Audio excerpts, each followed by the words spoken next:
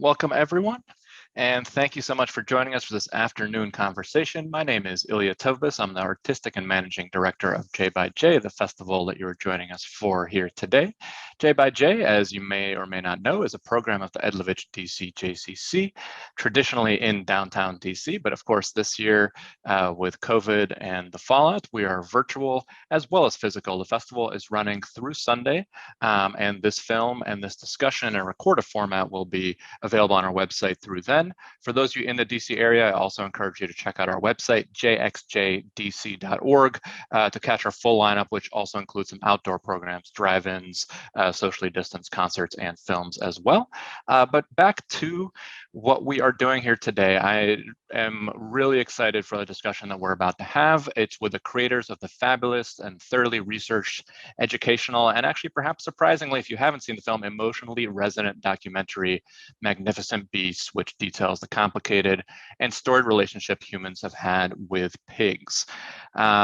It is now my pleasure to introduce my co-speakers, but before I do that, I would like to just cover how this Q&A is going to go, a little bit of the formal aspects, then introduce the speakers, and then we'll jump in earnest.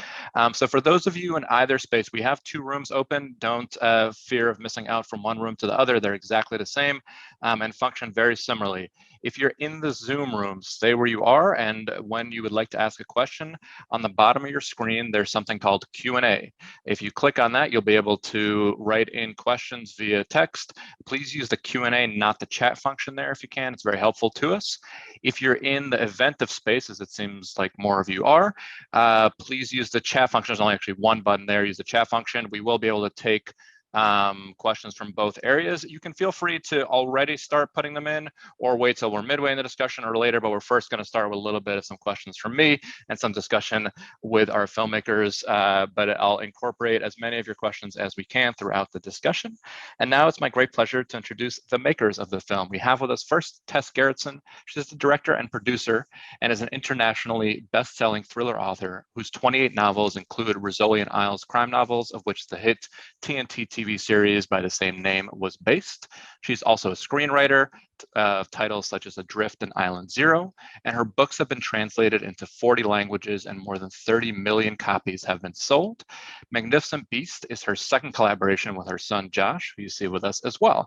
And the reason you see him here is that Josh Gerritsen is also the director and producer of this film and has spent his childhood making short films and focusing on portrait photography for the first part of his career. After spending about a half a decade in New York, he moved back to Maine to start an organic farm. He has collaborated with Tess on Island Zero, which he directed, and his experience as a farmer raising pigs for meat was part of the inspiration for Magnificent Beast. First off, let me welcome and thank Josh and Tess for being here and for creating this fabulous film and sharing it with us. Welcome both. Thank you. We're really excited to be here and to talk about where the movie came from and about pigs in general. Thanks for having us. Yeah. Yeah, absolutely. And I think that's actually a great place to start. It's interesting because you actually both appear in the film, certainly a little bit. We see a little bit more of Tess than Josh, but there are moments when we see Josh as well, camera in hand. But we don't actually, and I'm assuming this is by design, hear too much about your personal connection, but you both approach this film from some things in your personal approach. And I talked about a little bit with Josh's work as a farmer, but Tess, I know that you wrote in actually when pitching this film to us originally about some aspects of your personal identity that led you on this journey. So I'd love to hear how the film came about and how it personally ties to your backgrounds and how you arrived at it. Mm-hmm. Well, I'm the daughter of a professional chef. So I come to it from a culinary point of view, certainly a Chinese American culinary point of view. And the Chinese are known for eating everything. We can make almost anything delicious. And I also come from as an anthropology major in college. I've always been fascinated by other cultures. So it was fascinating to me that there would be a food source that would not be used. I'm not just interested in what people eat, but what people do not eat and why do they not eat something. So that is part of where this started. I was in Istanbul and I wanted bacon. I couldn't get bacon, and I began to think about food taboos. Where do they come from? How do they arise? And in particular, Why would people not eat this delicious meat, which the Chinese culture reveres? And Josh, do you have anything to add there? Yeah, and so when she told me about her experience in Istanbul and we started talking about taboo food, it certainly got me intrigued. You know, raising animals, I raised cows, sheep, goats, chickens, pigs, and others. And the pigs were the ones that gave me the most trouble. They're the ones that escaped the most. And you know, they were very motivated by the chicken feed and would hop over the fence, whereas the other animals, they they were sweet, but they weren't nearly as intelligent. And I love pork. I'm a big fan of pork dishes, and so I loved the idea from the culinary perspective, but also just knowing the animals pretty well, exploring that. So we're going to pull on some of the themes because the film is so rich and there's so many different angles from which to appreciate it. And I think anyone, regardless of your level of education, even if you think you're quite familiar with this animal and its history, is going to learn something by watching the documentary. Before we get to the individual threads, I'd love to hear a little bit on a meta question of how do you pull so many together? And how did the two of you work as co-directors, producers? How did the work how was it divided between the two of you? And one of the elements that I love the film is just the flow. There was some really great humor and juxtaposition of, you know, you would have moments I'm hoping mostly people have seen the film that are participating in this discussion. So I'm not giving anything away to those of you that perhaps are planning on it. But there are moments when, you know, somebody's mentioned, it's like, I would never dress up my pigs. And then immediately, of course, you go to the pig dresser. Or I would never think about killing them, and then you see a hunter or so forth. So that's obviously all by design. But I think it's particularly difficult in this sort of documentary because you don't have a precipitating incident. It's not a sports game where you have a beginning, middle, and end. It's not an election. So how do you actually go about crafting all of this content and getting it into a really cohesive and compelling narrative the way you did? It didn't start off as cohesive. It was what, three years of filming, a filming that involved not just the pet pig angle. I mean, we didn't know where this film was going. We just started shooting interesting people. And we also knew that we were looking for the origins of that taboo, so that brought us to Egypt. And because of all the complications and the people we met, we began to realize that this animal is so complex. It's just going to take us years. Um, the continuity that you talk about, that all happened in the editing room. It was really Josh's talent as an editor. We would see a scene where she's talking about I would never dress my pig, and then we would watch later on, maybe a couple of days later, and go back over that other footage, and she would be the pig dress, and we realized that was a natural place to put that transition. So I have to give the credit to Josh as a film editor for making it cohesive when it didn't start that way.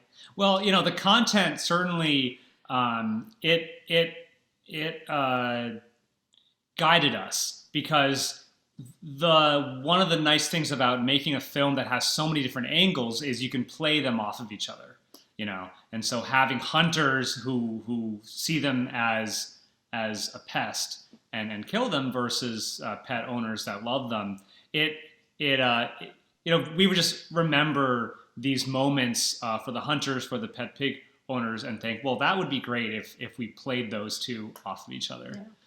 And, It, oh, go ahead. go ahead. It also meant that there were a lot of people we interviewed that never made it onto the film.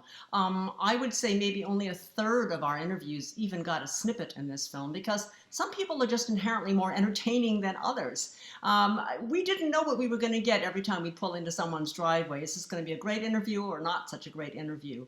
And every so often you walk away and think, wow, we scored big on this one. Like the British man, the pig keeper in England, who was he was like he walked out of the film Babe almost. He was the pig whisperer. And you can't just go out looking for a pig whisperer. They just appear and they're such a gift to a filmmaker. He was incredibly charming, and there were certainly moments when I wish my life was his. It seems like such a blissful existence, but one of his own creation, of course. So that he was a fabulous character. And actually, speaking of that, could you give us a little bit more insight, perhaps, into how you found the subject? Because there are quite a number of academics, archaeologists, but then you also, how did you go about finding just everyday quote unquote pig owners, and it turns out there's a lot more of them that own them as pets, or certainly farmers, others. And then perhaps an extension of that question, I'll ask it now, and then feel free to address the first part first, the second later, is one of the things that really amazed me, and I think was a tremendous credit to you both, was the rapport that you managed to establish. And despite the fact that you had subjects who had very varying opinions, and perhaps if they were all in the same room together would actually not be all smiles and charming, I think you managed to really draw them out and get their trust, which is not easy to do. So if you can talk a little bit about that process, well, first how you found them, but also how you managed to establish that trust and get them to share so much of their perspective. Sure. So I'll start with the second question first. It was really important for us, even before we found any subjects, that we treat everyone with fairness and respect, where we weren't going to judge their views on pigs, good or bad. With the hunters, I have a brother who has an interest in guns, and so that allowed me to almost be fluent in gun speak, as you will, and there were, the way we found a lot of the subjects, the pet pig owners, the hunters, was actually through Facebook groups, Texas Hog Hunters. And I went on there saying, hey, we're making a documentary about pigs, and we would love to get the perspective of hunters in Texas. And there were a few comments on my post saying, don't trust this guy. He's a filmmaker.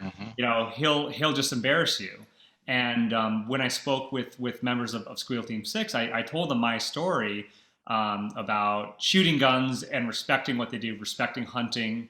And I think that trust went a long way. And in some ways, I hope it's kind of a lofty goal, but I hope that this movie almost makes different parts of America see each other as one.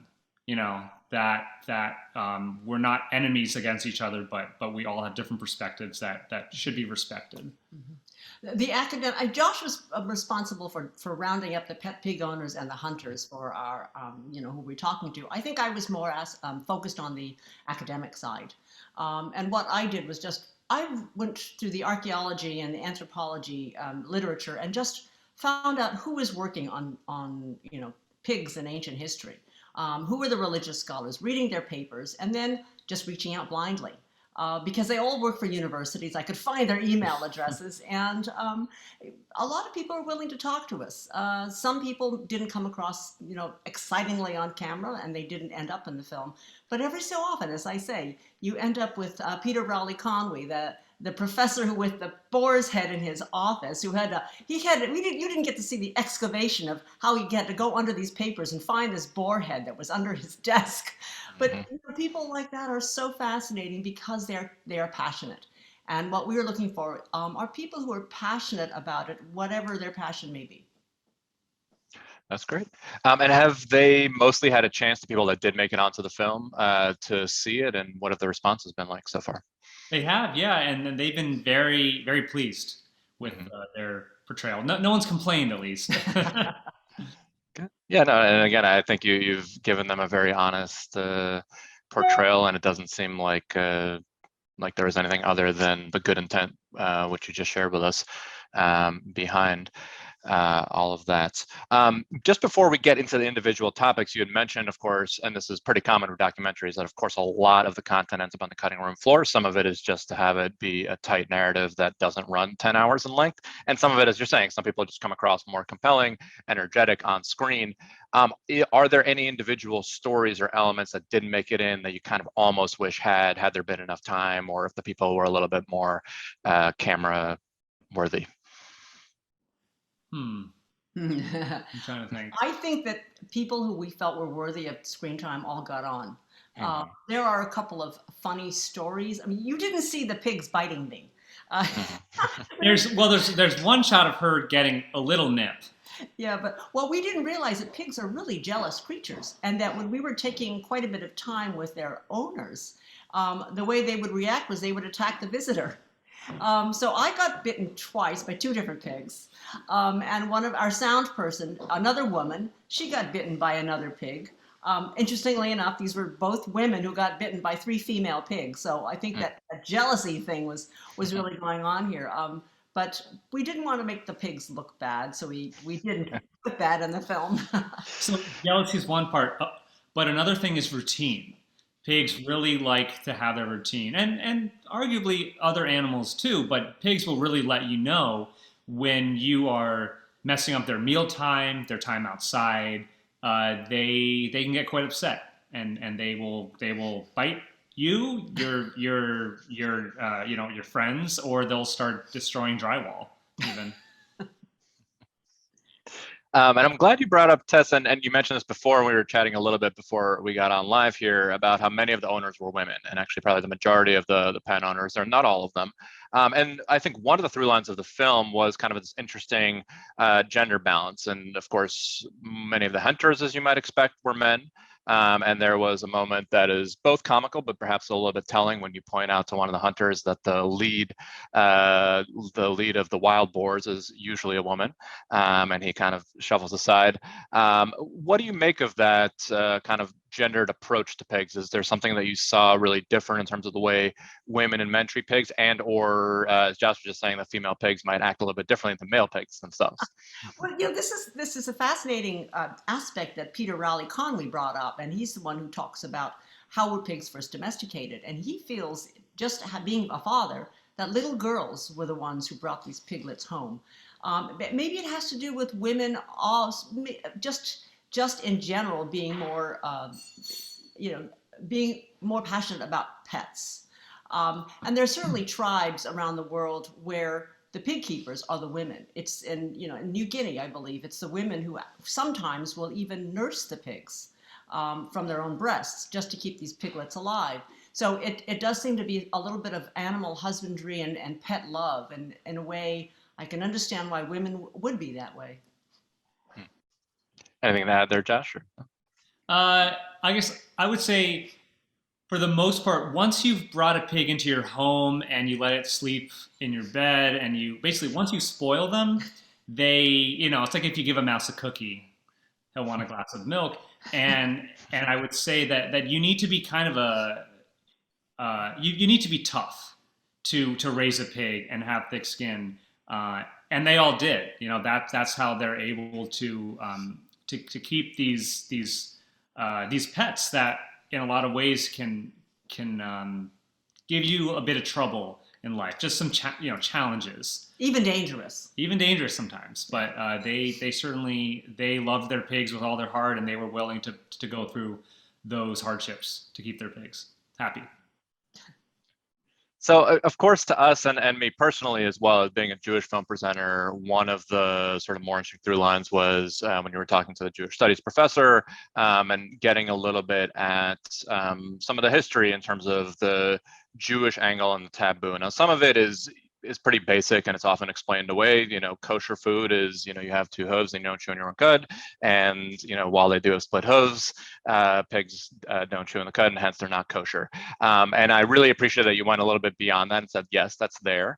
But let's explore this historically, and let's talk about the Philistines and the Israelites. Let's talk about, to me, one of the sort of most interesting bits of history was when Jews really began to eat Chinese food, and at times actually put aside their what had customarily been kind of the line, or the wall, as things called, in one place where, yeah, you might eat shrimp, you might eat other things that perhaps you shouldn't if you're more Reformed Jew, or you're not observant about every element of being kosher.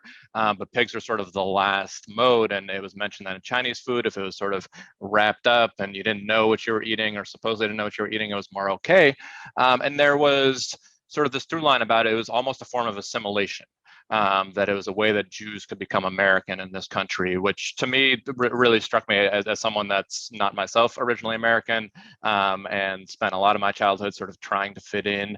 I think these sorts of customs that you give great weight to here, how we eat, how we what we signal by what we eat or what we don't eat is equally important. And I think a lot of this film just deals with just how complicated the notion of taboos are.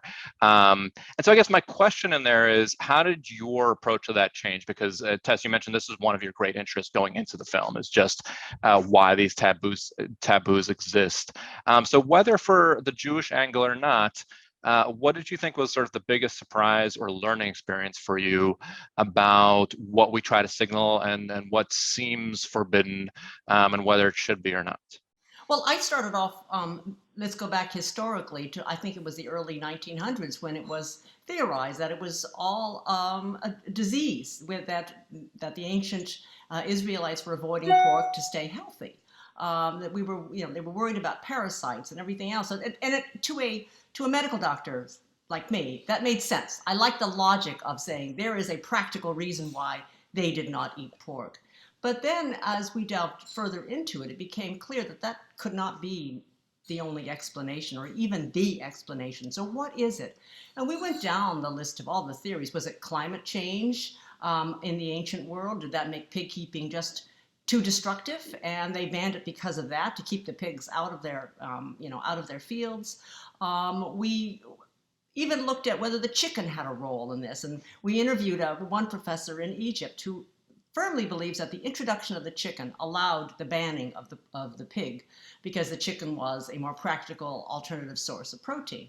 But as Dr. Friedenreich, who was our religious food scholar, and he keeps kosher, pointed out to us, it is very much a theme of cultural identity. It's a way of saying, I'm not like you, you're not like me. This is how I preserve my religious beliefs and my traditions, and it makes me feel good because I know who I am.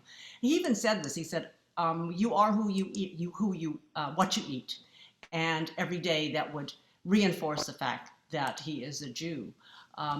So we get back now to the early, the diasporas. They come into the United States around the turn of the century or the early 1900s. They were fleeing Europe for a reason. They were being victimized in Europe by mostly Christians. I mean, the Christians were killing them, and so here they are in New York City. They have a choice of restaurants, and as Professor Friedenreich said, there are Chinese restaurants there at that point because there's a diaspora from Asia as well.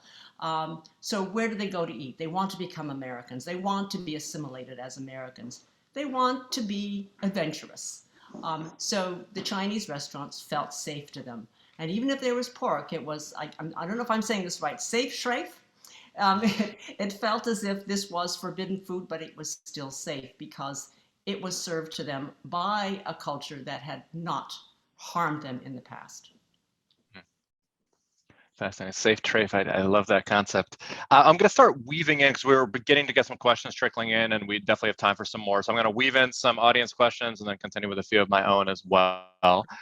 We have one coming in from Dina Gold from the Zoom room, where she asks about a concept that came up a number of times in the film, and you seem to ask this question frequently for people that own pets, both dogs and pigs, and pretty much 100% of the time, people, when they're forced to, they sometimes almost close their dog's ears, and they said, yes, okay, the pig is actually a lot smarter than our dog, even though we love our dog. So given that, Dana's kind of wondering personally, how do you square sort of eating pork with how intelligent they are, if you still do, or if perhaps as the making of this film has changed your own diets and approach to pigs? It's honestly, it's always a challenge. I still eat pork, and I have a dog, and I love her very much, but I can't logically justify, eating pork. I like what I like, but it makes me somewhat of a hypocrite, I would say. But the idea of raising pigs again for meat, I don't know if emotionally I could do that. I mean, even sending, I would raise animals for meat, and I would actually be the one to drive them to the slaughterhouse, and even brown cow in particular. That was very hard to do because I had a relationship with her, and she was especially sweet. But a pig is a whole other level of intelligence. So yeah, I don't have a way to justify it really. It's a good question. We should all be vegetarians, but for some of us, it's really hard. Yeah, no, I don't think either, certainly from my perspective or Dina's, who I happen to know, that she's attacking all that. I think she's just wondering sort of how one squares those two things. A question from the other room. This is probably a little bit more for Josh, though, Tess, if there's anything you have to add, please do. Is if you can just talk a little bit about, because there are two sort of different styles of filming, at least here. There's sort of the traditional documentary filming of humans, and then of course there's animal filming, which has its own challenges. They don't necessarily comply to your commands, especially pigs that are notably going to do what they're going to do. And I adding on to this a little bit, loved when you put the little camera on the pig that's running around midway through the film. Can you walk us through sort of some of the challenges, but also how you plan to do that and how you got them to sort of cooperate?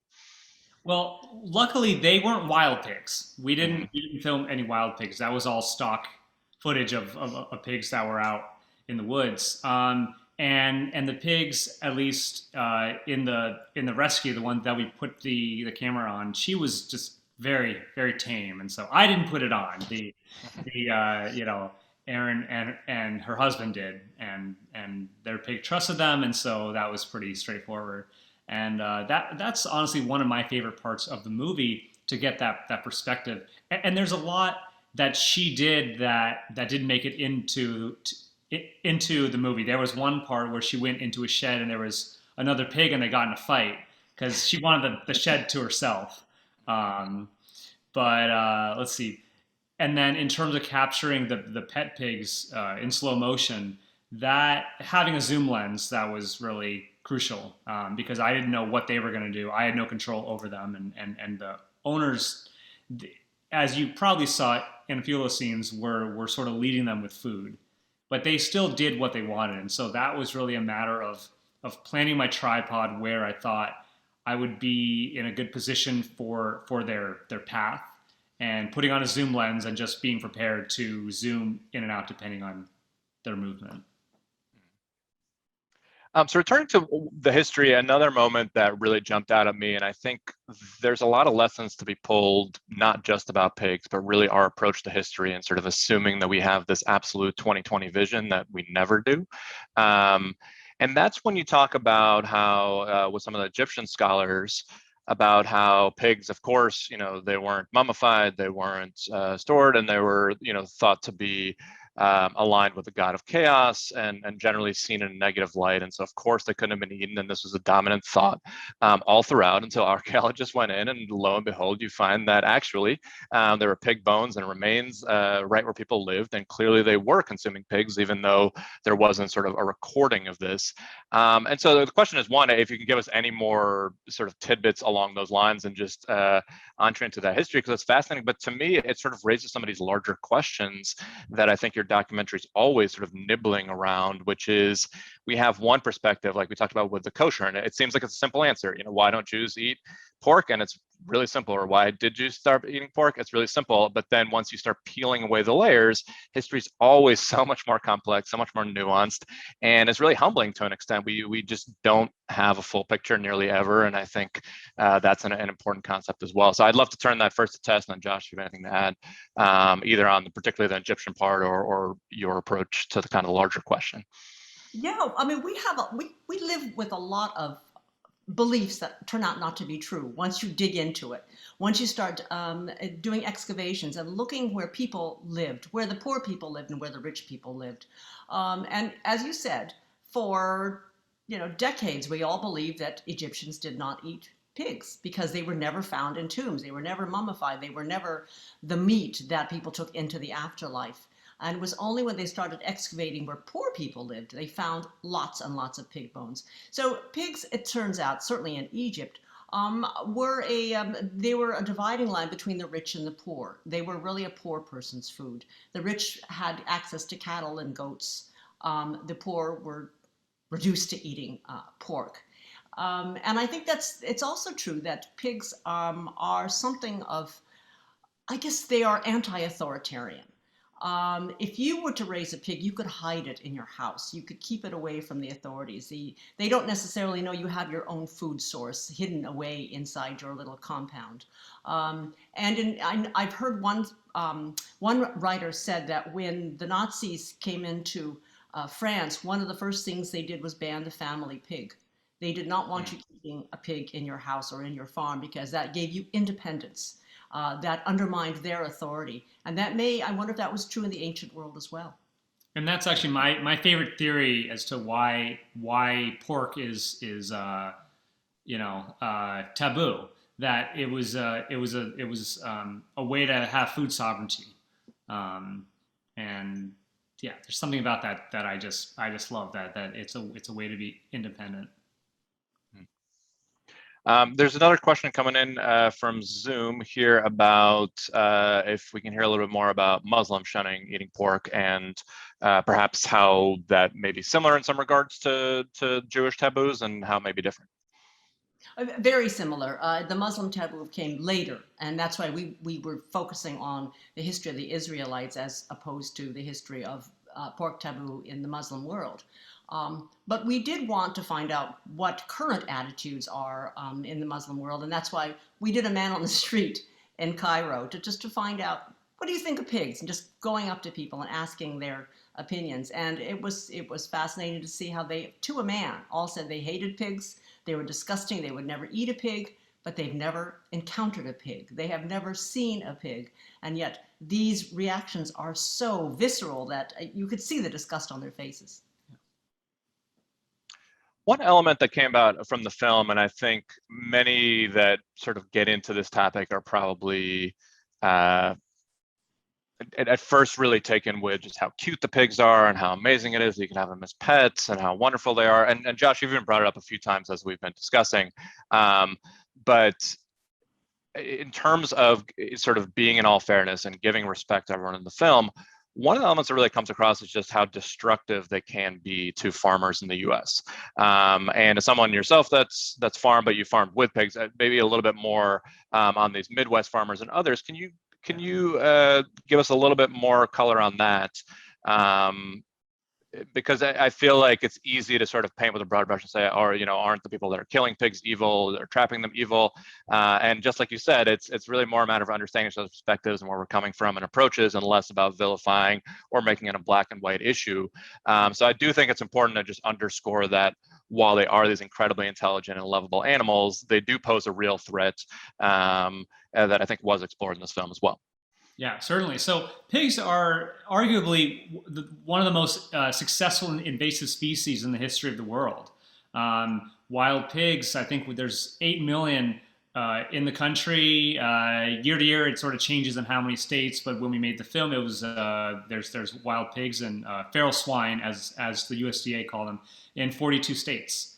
And what makes them especially prolific is you have this combination of wild pigs and domesticated pigs that have escaped that interbreed. So not only do they have the intelligence of feral swine, but they have the ability to have litters of sometimes 7 to 13 pigs twice a year, and so they do billions of dollars in damage to cropland.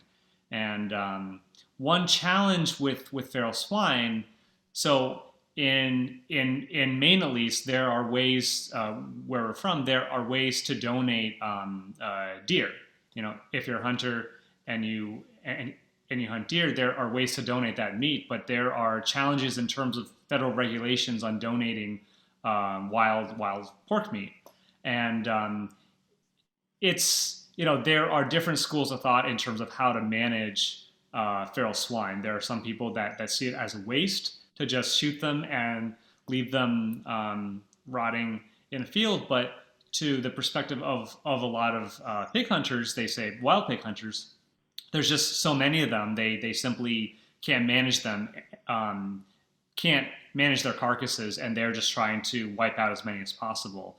And so it's challenging because they're intelligent, thoughtful creatures, but then they're also causing a lot of destruction. And I hate to see food waste, but it's also how do you manage all those carcasses. And how do you trap pigs when once they've encountered a trap, they will never get caught again? Uh, Hmm. so they're not only intelligent, they are wily enough to avoid a lot of pig traps, and you can't shoot them all. There's just too many of them. So it's going to be a continuing and growing problem as the years go by. It was also mentioned in there, and of course, we're at the tail end, hopefully, of the pandemic, but we're still in a pandemic, that there's also some medical implications. And Josh, you mentioned swine flus, and the USDA person you talked to did as well. And there are considerations there, though, of course, there are also the avian flus and all kinds of things that don't jump from animals to humans. So, not to put it all on the pig, but there are additional concerns, of course, as well.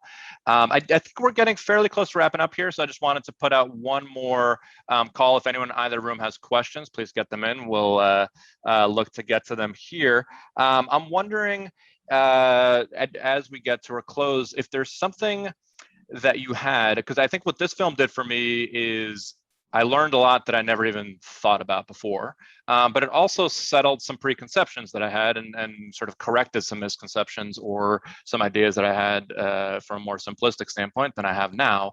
Was there anything you entered making this documentary with a belief about pigs or a belief about the human relationship to pigs that you emerged with a different opinion, either radically so or even just a little bit inflected through the process of making the film? You often, change yourself as a person. Well, I started off being very anti-hunting. Mm, I don't really understand why people go out and hunt unless they're actually going to eat their animal. But after talking to the farmers and the hunters out in Texas who are facing a real crisis, I completely understand and sympathize with why they would want to control this population. mm, And yeah, for me, just a deeper understanding of how incredible these animals are, pigs, that they can be so thoughtful and maternal and sweet and loving. And then there's the flip side where they can be very aggressive and violent. Um, but yeah, just having a deeper appreciation for pigs. That's certainly what I came away from. Great. And this probably addresses this question as well, but what are you hoping audiences walk away from, and what audiences are you hoping see this film? Of course, as filmmakers, you wish that it gets out as broadly as possible, but are there takeaways, and are there audiences that you really hope to get this in front of? I think the takeaway is that if you are a meat eater, to respect what the animal went through, and to buy your meat from a farmer who has been kind to his pigs. We did interview a restaurateur who raises her own pigs, and those pigs are very very well taken care of, and they've had a good life. And I think that if you're going to eat meat, you should honor where that animal came from. Josh, anything to add? Um, no, I think that wraps it up nicely. All right, great. Well, I want to really thank you both. Fabulous documentary. I know those with us right now, I'm assuming have seen it. Let all your friends know you can watch it still through the 30th. That is Sunday, so just a few days left to watch it with us. I'm sure it'll be available in other places throughout the country, festivals, conferences throughout. But really want to thank Josh and Tess for their time here, for making a fabulous documentary, and all of you for joining us and tuning in to this talk. Have a great day. Thank you. Thank you so much. Thank you.